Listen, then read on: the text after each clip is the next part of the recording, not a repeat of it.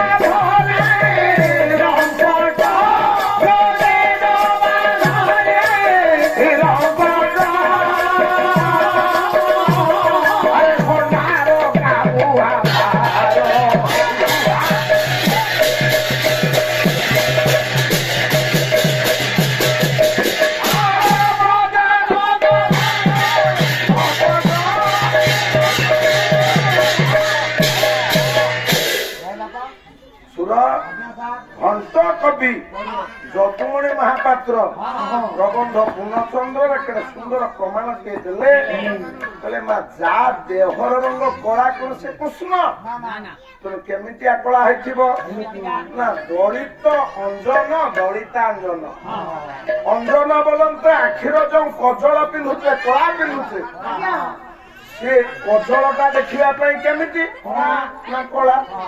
କବି କହିଲେ ସେ କଳାକୁ ବା ସେ ଅଞ୍ଜନକୁ ଯଦି ହାତ ପାପୁଲିରେ ରଖି କେହି ଜଣେ ଦଳି ଦିଏ ତାହେଲେ ସେ କେମିତିଆ ଦେଖାଯିବ? କଳାଟାକୁ ନା ଦଳି ଦେଲେ ଚିକଣ କଳା ଦେଖାଯିବ। ଘଣ୍ଟ କବି ଯଦୁମଣି ମହାପାତ୍ର କହିଲେ କଳାକୁ ହାତରେ ଦଳି ଦେଲେ ଯେମିତି ଚିକଣ କଳା ଦେଖାଯାଏ, ମୋର ଦୁର୍ବାଦଳମୟ ଶ୍ୟାମ ସୁନ୍ଦର ରତିଆ ହଟିଆ ମୋହନଧାରୀ ବେଣୁଧାରୀ ରସରାଜ ରସିକେନ୍ଦ୍ର ମୌଳି ଠାକୁର ଭଗବାନ କୃଷ୍ଣଙ୍କର ରୂପ ସେହିପରି। ଅର୍ଥାତ୍ ଭଗବାନ କୃଷ୍ଣ ଦେଖିବା ପାଇଁ ଚିକଣ କଳା, ନାଇଁ କଳା ନୁହଁ, ଦେଖିବା ପାଇଁ ଭଗବାନ ହଉଛନ୍ତି ଚିକଣ କଳା। ଆମ ଇଏ ଆଜି ଆମର ତ ଭାରତ ବର୍ଷରେ ଦେଖିଲେ ବହୁତ ଲୋକମାନେ ଚିକଣ କଳା ଅଛନ୍ତି।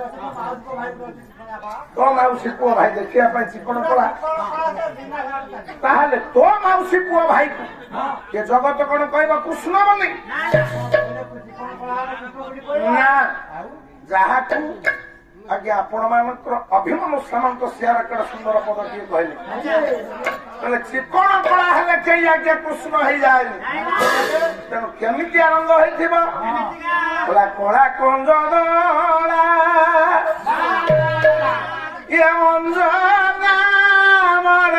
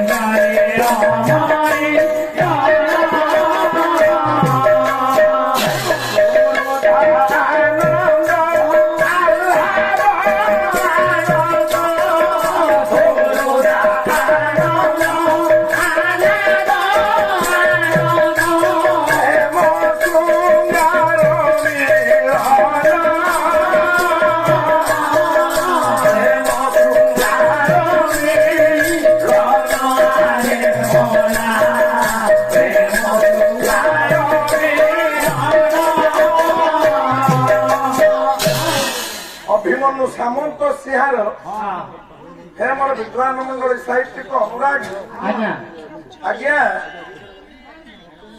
ସିଂହାର ପୁଅ କହିଲେ କହିଲେ କଳା କଞ୍ଜ ଦଳା ଅର୍ଥାତ ଭକ୍ତଚରଣ ଦାସ କହିଲେ କଳା ଦିନେ ଆପଣଙ୍କର ଘଣ୍ଟ କବି ଯଦୁମଣି ମହାପାତ୍ର କହିଲେ ଦଳା ଅଭିମନ୍ୟୁ ସାମନ୍ତ ସିଂହାର କହିଲେ କଳା ଆଉ ଦଳାକୁ ମିଶାଇ ଦେଲେ ଯେତିକି କଳା ଦେଖାଯିବ ଭଗବାନ କୃଷ୍ଣଙ୍କର ଶରୀର ସେହି ରଙ୍ଗରେ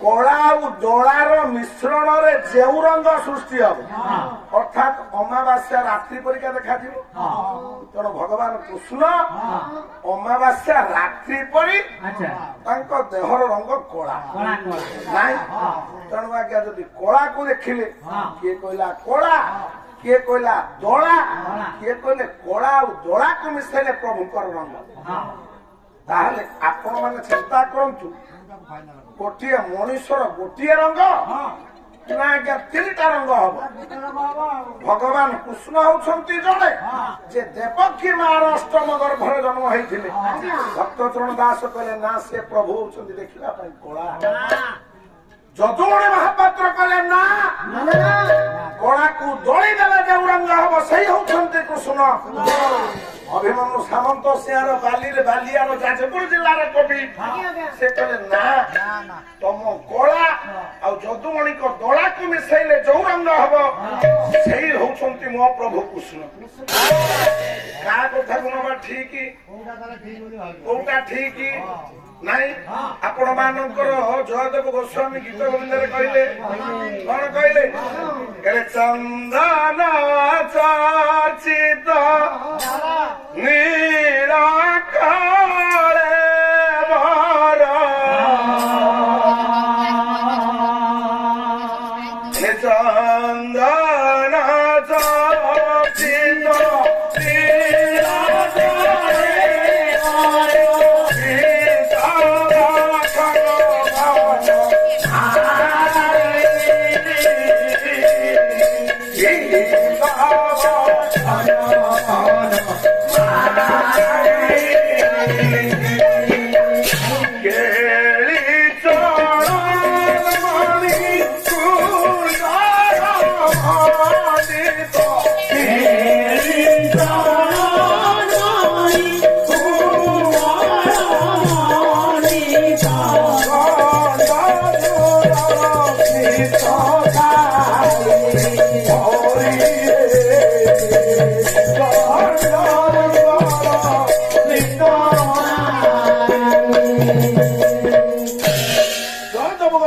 କହିଲେ ଚନ୍ଦନ ଚର୍ଚିତ ନୀଳ କଳାବର ପିତବ ସମ ବନ ଜୟଦେବ ଗୋସ୍ୱାମୀ କହିଲେ ପ୍ରଭୁଙ୍କର ରଙ୍ଗ କେମିତି ନା ନୀଳ କଳେବର ନୀଳ ରଙ୍ଗରେ ଯିଏ ରଙ୍ଗାୟିତ ଯାହା ଦେଉଛି ଦେଖିବା ପାଇଁ ନୀଳ ସେ ହଉଛନ୍ତି ଭଗବାନ କୃଷ୍ଣ ନାଇଁ ତେଣୁ ଆଜ୍ଞା ଜଣେ କହିଲେ ନୀଳ ତିନି ଜଣ କହିଲେଣି କଳା ସୁର କୋଉଟା ଠିକ ହବ ତିନି ଜଣ ଯୋଉଟା କହିଛନ୍ତି ଠିକ ଜଣେ କହିଲେ ନୀଳ ଠିକ ହବ ଆଉ ଜଣେ କହିଲେ ନୀଳ ସେ କିଏ ନା ଅତିବଡି ଜଗନ୍ନାଥ ଦାସ ବହିର ନା ଭାବଜ୍ଞାନ ବ୍ରହ୍ମତତ୍ୱର ସମଷ୍ଟିରେ ଯେଉଁ ମହାପ୍ରାଣ ସୃଷ୍ଟି ହେଇଛି ଭାଗବତର ସିଦ୍ଧାନ୍ତ ଦେଲେ ଦାସ କହିଲେ କଣ କହିଲେ ନିୟତି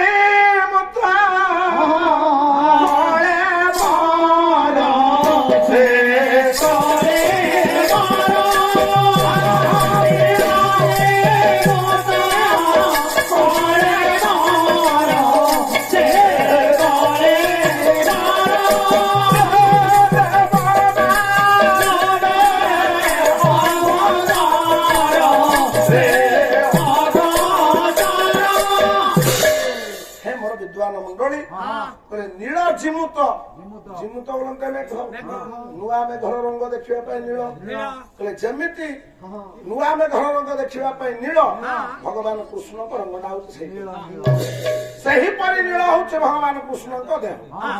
ଦି ଜଣ ମା ନୀଳ କହିଲେ, ତିନି କହିଛନ୍ତି ଠିକ କୋଉଟା? ତିନି କଳା ଯିଏ କହିଛନ୍ତି ତିନି ଜଣ କହିଛନ୍ତି। ଆଉ ଜଣେ କହିଲେ କିଏ? ଆଦିଗୁରୁ ଶଙ୍କରାଚାର୍ଯ୍ୟ ନାଇଁ। ତେଣୁ ଆଜ୍ଞା ସେ ପଦ ଟିକେ କହିଲେ ନବ ନିରାଦ ନିନ୍ଦିତ ଗାନ୍ଧୀ ଧର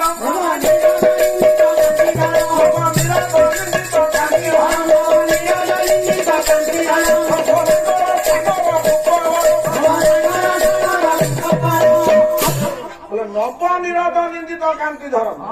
ନବ ବୋଲନ୍ତେ ନୂଆ, ନୂଆ ନିରୋଧ ବୋଲନ୍ତେ ମେଘ। ନୂଆ ମେଘ ରୂପକୁ ଯାହାର ରୂପ ନିନ୍ଦା କରେ ସେ ହଉଛନ୍ତି ଭଗବାନ କୃଷ୍ଣ। ଯାହାର କର୍ଣ୍ଣରେ ଅଛି ମକରାକୃତି କୁଣ୍ଡଳ, ହାତରେ ଅଛି ମୁରଲି ବା ବଂଶୀ, ସେ ହଉଛନ୍ତି ପ୍ରଭୁ ଭଗବାନ କୃଷ୍ଣ। ତିନି କହିଲେ ନୀଳ, ତିନି କହିଲେ ଭଗବାନ କଳା ନା ନୀଳ?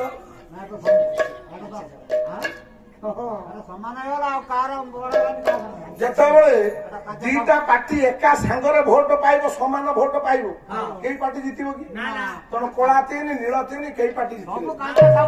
ଆପଣ ମାନଙ୍କର ପ୍ରଥମ ବେଦ ପ୍ରମାଣ କରେ। କହିଲେ ବେଦ କହିଲେ ନା ପ୍ରଭୁ କଳା ନୁହେଁ କି ନୀଳ ନୁହଁ, ଭଗବାନଙ୍କ ରଙ୍ଗ କଣ ନା ବେଦ ଆଜ୍ଞା ପ୍ରମାଣ କରେ। କହିଲେ ଶୁକ୍ଳାମ୍ବରଙ୍ଗ ଧରଙ୍ଗ ବିଷ୍ଣୁ ଶଶିବରଣଙ୍ଗ ଚତୁର୍ଭୁଜ ଧ୍ୟାୟ ସର୍ବବିଘ୍ନ ପ୍ରଶାନ୍ତୟେ ସକଳ କଲ୍ୟାଣ ଭାଗ ରଞ୍ଜକଦାୟକେ ପବନ ପୁରୁଷ ନିତ୍ୟ ଏ ବ୍ରଜାବି ସ୍ମରଣ ହରି।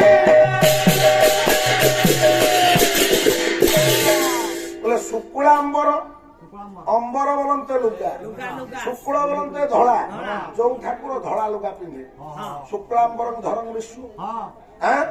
କହିଲେ ହେ ଶଶୀ ବର୍ଣ୍ଣ, ଶଶୀ ବୋଲନ୍ତେ ଜହ୍ନ ବା ଚନ୍ଦ୍ର, ଚନ୍ଦ୍ର ଦେଖିବା ପାଇଁ ଧଳା।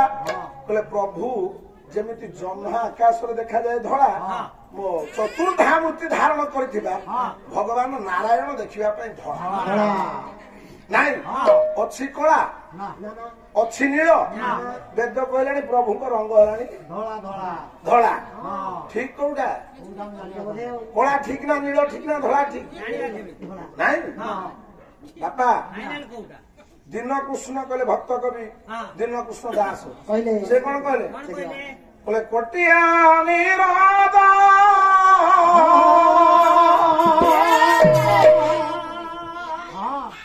କୋଟିଆ ଶରଦ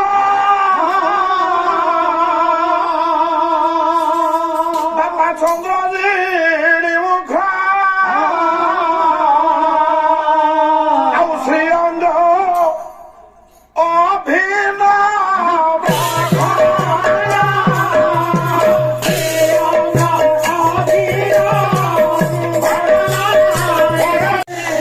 ସୌରଭ ଖେଳି ଯାଏ ଦିଗନ୍ତ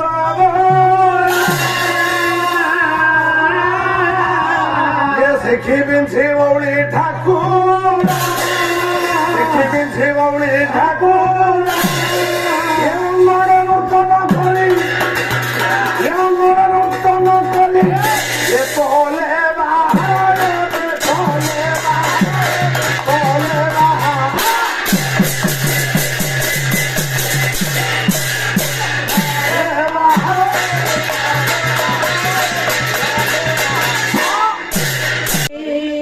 শক্তি দেবরা